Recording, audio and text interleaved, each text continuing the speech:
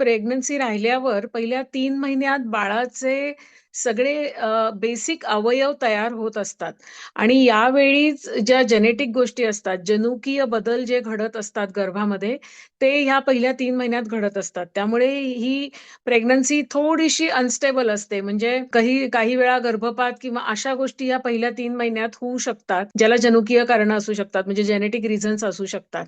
आणि थोडी प्रेग्नन्सीला स्टॅबिलिटी येण्यासाठी पहिले 3 महिने महत्वाचे असतात. म्हणून पहिल्या 3 महिन्यात आपण जरा जास्त जपणं आवश्यक असतं प्रेग्नन्सी असताना. बेसिकली काय आहे की गर्भ राहिल्यानंतर गर्भाची वाढ जी अत्यंत महत्वाची स्टेप असते प्रेग्नन्सी, ती पहिल्यांदा सुरू होते आणि साधारण 5 ते 6 आठवड्याची प्रेग्नन्सी आपल्याला दिसते आणि साधारण 7 आठवड्याच्या आसपास आपल्याला गर्भाचे हृदयाचे ठोके दिसायला लागतात. ही अत्यंत महत्वाची पायरी असते, कारण ही जर का बाळाचे ठोके सुरू नाही झाले तर गर्भाची वाढ होत नाही असं आपण धरतो. त्यामुळे गर्भाची वाढ सुरू होताना आधी हृदयाचे ठोके सुरू होतात आणि मग बाकीचे अवयव हळूहळू हळूहळू तयार व्हायला सुरुवात होते.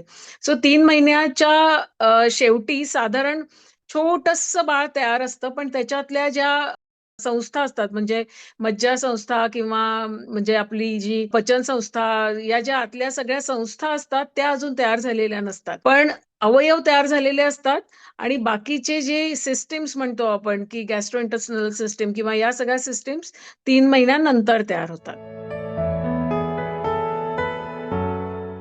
मी जसं म्हणलं तसं जेव्हा स्त्री आणि पुरुष दोन जनुकीयांचा संयोग होतो तेव्हा गर्भ तयार होतो आणि त्याच्यामध्ये 23X आणि 23Y किंवा कसं त्याचं कॉम्बिनेशन होतं त्याचा संयोग होऊन 46XX किंवा 46XY तयार होतात.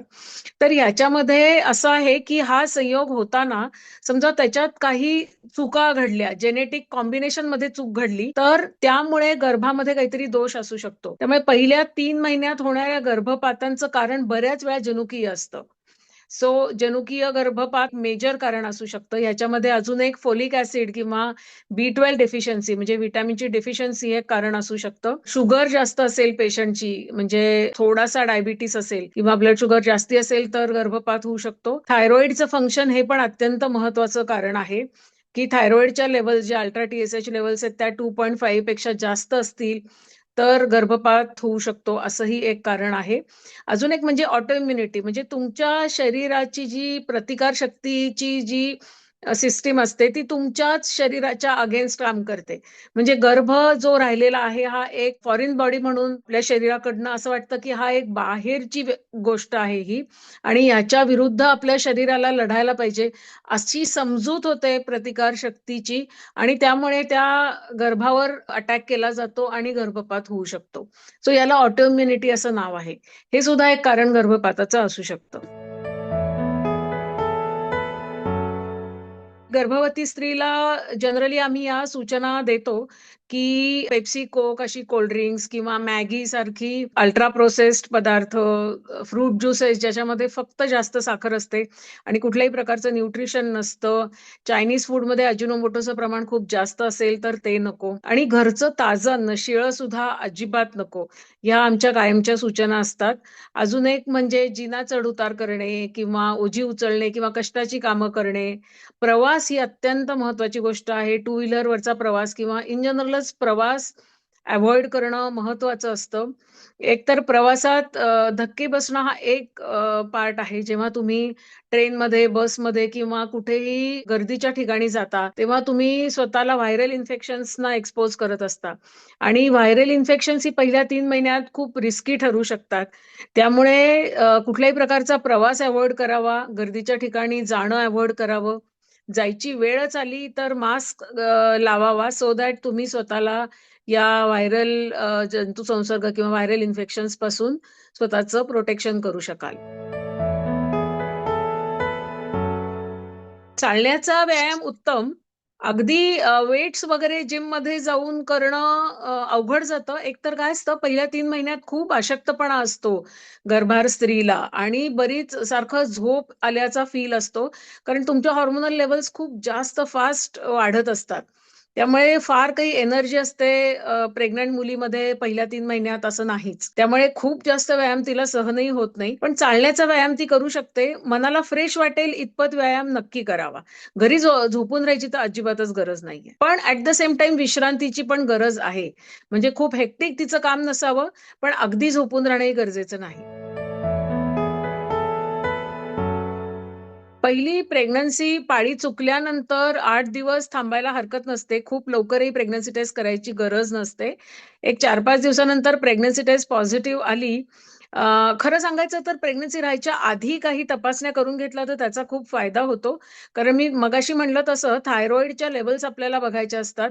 B12च्या लेव्हल्स बघायच्या असतात. कारण थायरॉईडची लेव्हल जास्त आणि B12ची कमी असेल तर याचा गर्भावर विपरीत परिणाम होऊ शकतो. त्यामुळे आधीच तपासण्या करून घेतल्या तर हिमोग्लोबिन सुधारता येतं. थायरॉईडच्या लेव्हल्स काही चुकीच्या असतील तर त्या आपल्याला मॅनेज करता येतात. B12 असेल तर ते सप्लिमेंट प्रॉपर देता येतं.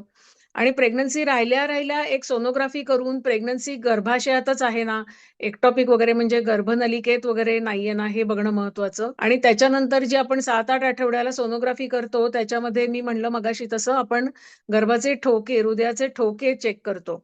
सो तेही एक महत्वाचं आहे. आणि 12 आठवड्याला आपण एनटी स्कॅन करतो. म्हणजे ज्याच्यात आपण जेनेटिक ॲबनॉर्मॅलिटी म्हणजे डाउन सिंड्रोम, मतिमंदत्व वगैरे या गोष्टी नाहीयेत ना, हे रूल आउट करायला. सो तेव्हा आपण एनटी स्कॅन करतो आणि डबल मार्कर नावाची टेस्ट करतो. सो सुरुवातीला सगळ्या ब्लड टेस्ट आणि जास्त फ्रिक्वेंटली सोनोग्राफीज पहिल्या 3 महिन्यात कराव्या लागतात. कारण त्याशिवाय आपल्याला गर्भाची वाढ कशी होतीये ते कळत नाही. सो रक्ताच्या तपासण्या, सोनोग्राफी आणि एनटी स्कॅन आणि डबल मार्कर 3 महिन्याच्या शेवटी एवढ्या तपासण्या गरजेच्या असतात. मी मगाशी म्हटलं तसं, की हार्मोन्सच्या लेव्हल्स खूप जास्त असल्यामुळे मळमळ आणि थकवा आणि या गोष्टी असतात. सो त्याच्यामध्ये कामाच्या ठिकाणी सुद्धा आजकाल सगळीकडे हे कन्सिडरेशन असतं.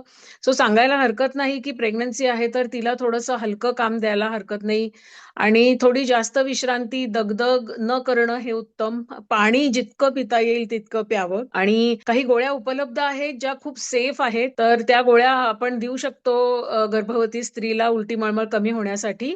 पण कुठल्याही गोळ्यांनी 100% हे कमी होत नाही. त्यामुळे थोडीशी मनाची तयारी लागतेच, की थोडी उलटी मळमळ किंवा बरं न वाटणं हा जो फील आहे हा पहिले 3 महिने राहतोच. त्यातल्या त्यात आल्याचा तुकडा एखादा जिभेखाली ठेवला तर बरं. मी असं सांगतो, की सकाळी उठल्यावर कोरडे पदार्थ खावेत. म्हणजे ब्रेड, बिस्किट, टोस्ट अशा गोष्टी खाव्यात आणि जसं चहा, पोहे एकत्र घेऊ नयेत. म्हणजे सॉलिड आणि लिक्विड पदार्थ एकत्र घेऊ नयेत. त्यामुळे जास्त उलटी मळमळ वाटते. सो ही पण एक गोष्ट ट्राय करण्यासारखी आहे आणि स्वतःला जरा डिस्ट्रॅक्ट करावं. चांगलं म्युझिक ऐकायचं किंवा कशात तरी मन रमवायचं. तुम्ही त्याच-त्याच गोष्टींकडे जास्त लक्ष दिलं तर ती मळमळ जास्त वाढते नक्कीच किंवा थकवा जास्त वाटतो, मूड फ्लक्च्युएशन्स जास्त होतात.